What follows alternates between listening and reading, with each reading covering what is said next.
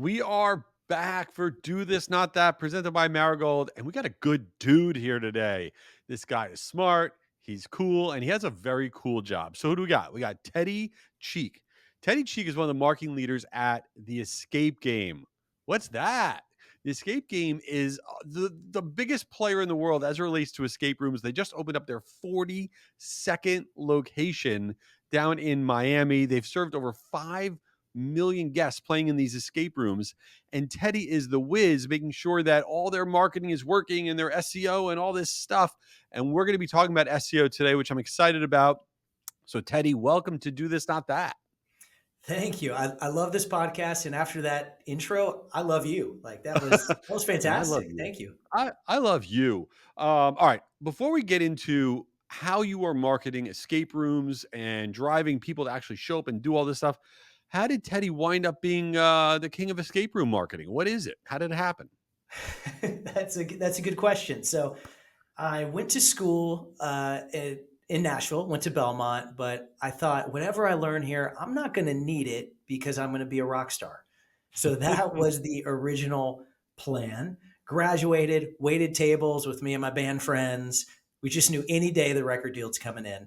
And after several years, it did not. And we kind of saw the writing on the wall and thought, oh my goodness, we're gonna have to pivot. I'm gonna have to get a job now. And so I did a couple things, bounced around a little more than I probably recommend, a little bit of a Goldilocks, maybe not this, maybe that. Um, Ended up in an digital marketing agency in town called CrowdSurf. It's an awesome agency, super cool client list, and got to work with some of the biggest artists in the world on some really cool campaigns. And so that's where I really started getting marketing experience. I was there like 3 or 4 years leading the Nashville office. During that time, I saw this local brand starting up, the Escape Game. And when you win in the Escape Game, you get these little stickers and they say, I escaped. And I was seeing them all over town. I thought, man, there's something cool happening here. What is this?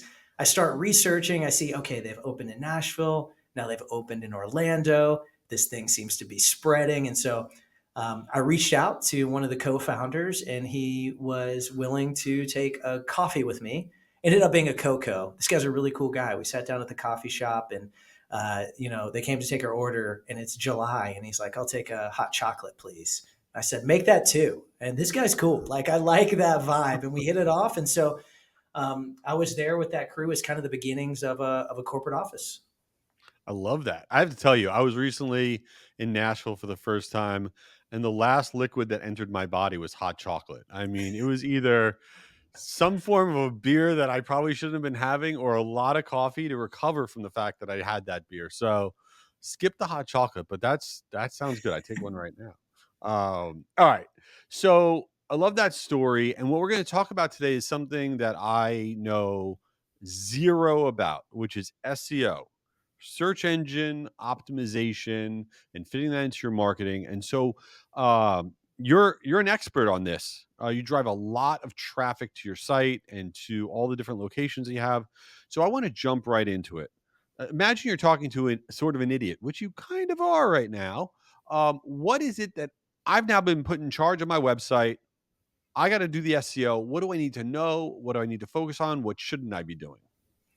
Great question. Let's start with that last part. Let's actually start with what you shouldn't be doing. Because if you're coming in and you're saying, I want to start ranking this website, you're going to see some tips and tricks online that are going to say they're going to speed up the process and they're going to ultimately kill your site long term. So shortcuts can be killers. I'll give you a few and they're going to sound tempting and you're going to want to do them. One, if you're making a new website and you want to rank for, let's say, dentist near me on Google, do not buy the dentist near me domain. Google specifically seeks out people doing that trick and penalizes their site. So of course, it's great to have a relevant domain, a relevant website. For instance, if someone's looking up escape rooms near me, the Escape Game is a good site name. Google knows, hey, this is connected, this is relevant. But I would not name our website Escape Room Near Me. Google has said that it penalizes. Two, you learn that, hey, backlinks, other people linking to your website gives your site credibility. Google likes to see that because Google's looking for ways to decide how authoritative your site is. So it figures, so you see this and you think, I'm just going to buy links. I can just buy 100 links to my website for $5 a pop. Um, Google's really smart. Don't underestimate this machine because what it's going to realize that the quality of these things are low, that you're buying them. You're going to want to, in fact, prune away any bad links to your website, and you can do that in your like your webmaster tools. You can see, oh, this really low quality site is linking to us. I'm going to disavow that link. I don't even want it. Um, and then you're going to want to put the biggest images and videos on your site because it looks cool. And these mega brands have these amazing gimmicky tricks on their homepage. Um, you're probably not ready to do that. It's probably going to slow down your web performance. And that's going to be a negative indicator for Google too, because Google's going to see people hit your website, things don't load, they click back, it's not working for them. These are all really negative signals that Google's going to use when informing itself for how to rank you. So I start with don't do any of those things. So one of the questions I have about speed. So is you're saying that the load time of the pages on your site can have a big impact on your rankings, your organic rankings on Google. Is that right? Yeah, absolutely. Now, over time, that's become more and less important at different points. So, there have been times where that was maybe the number one, two, or three ranking factor was web performance. They've walked back from that a little, but it's definitely important. And a recent algorithm that they put out called Nav Boost, um, what happens is Google looks at the way people interact with your website on Chrome on their browser, and they use that in their rankings. So if your site's slow and people can't take the actions that they're supposed to take on your website, that's going to be a killer as well. Ah. So all right, I'm going off script. I'm curious about something. Um, if I am a buying search ads on Google, does that automatically also help my SEO performance? Are they like, oh, Jay's got this website over here, and he's also paying for some ads over here. Yeah, we're gonna hook him up over here on the organic side as well. Or are the two they never shall they meet? That is such a good question. So it's not a direct ranking factor. There are direct and there are indirect ranking factors. So Google's not seeing that you spend money and saying, I'm going to reward you because you spend money with organic rankings. They'd be in more trouble than they're in right now if they were Right. doing that. But all traffic, if they're engaging in your site in a way that you want, is good traffic. So you could pump ads to your website. And if those people take the actions you want them to, they spend time on your site, they're clicking buttons, they're converting, Google's going to use that through that nav boost algorithm we were talking about to inform, like, hey, this is a good site. Maybe we should rank this higher. So, as an indirect factor, it's a way to get traffic and prove that you have a good site, but it's not a pay to play in that, hey, I'm paying for this, so give me the organic ranking. Okay, that makes sense. So the outcome could benefit your organic, but it's not a direct correlation. I get it. So if you're in charge of your website, and I always feel like, oh, algorithms are always changing, and that's always changing. How often does somebody need to like be updating? I don't know, the meta tags, their strategy, whatever they're doing related to SEO. Is it like a set it and forget it for like a year, or is this an every month thing? Like, how often should somebody be messing around? Optimizing your site is never done. Optimizing your site is ongoing, really. I wouldn't even say it's monthly or quarterly. It's just kind of ongoing. Now, it also depends on the category you're in. So for us, a lot of people search for escape games, escape rooms in their area. So Google is a major driver, organic traffic of our business. There might be other businesses where their business doesn't operate that way and it's less important. And maybe they could set it and forget it for a few months. But for us, it's all the time. There's always updates happening on Google. And it's not just one big algorithm. You know, everybody talks about, hey, there's an algorithm update.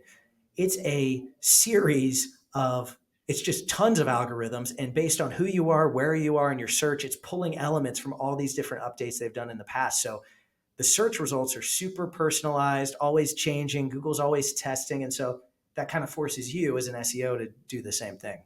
Yeah, I got you. So I saw, we all saw that recently there was a massive leak, right? All of the ways that Google kind of does their algorithms and organizes search got leaked, and a zillion page document or whatever. Was there anything in that? I'm assuming you looked at it, right? So was there anything in that that was like, "Oh my goodness, we thought it was this, but it's really this." Anything eye-opening in that? So much. And yes, we read 2,500 pages. We read and digested every word of it. What does it mean to us?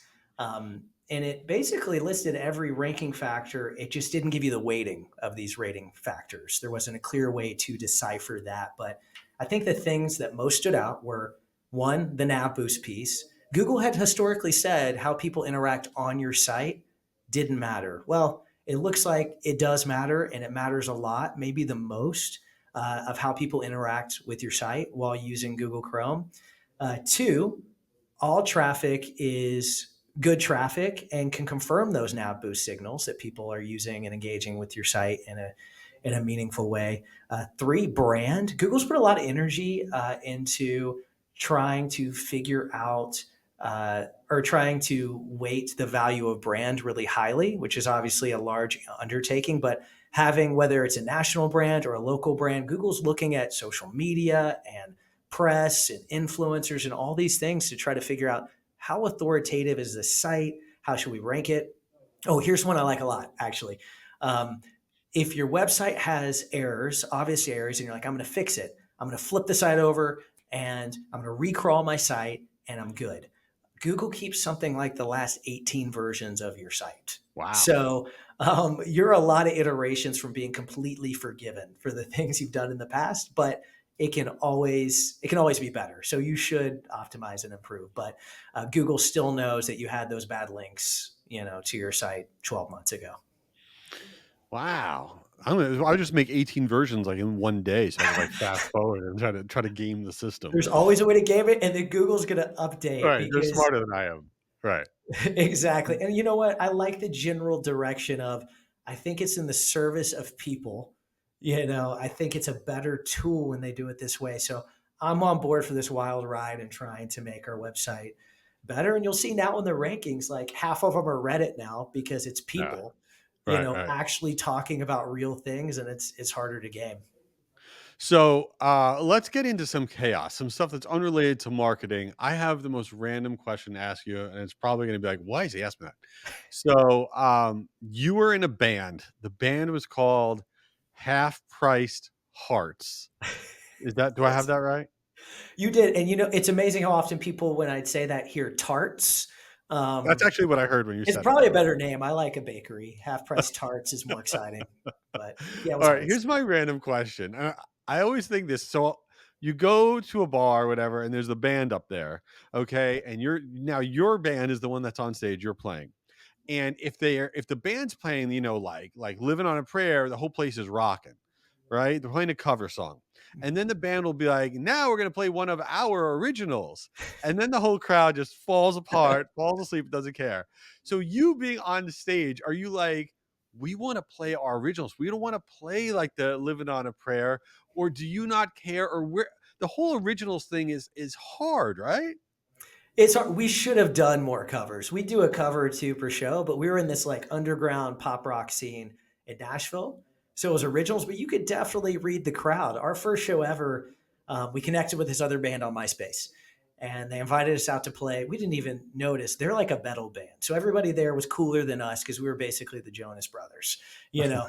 And we get on stage in this kind of this ratty little venue that's been torn down. It was like the first level of Guitar Hero if you played that game. It's the Yeah. first venue they put you in, the torn up couches in the green room, all that kind of Right.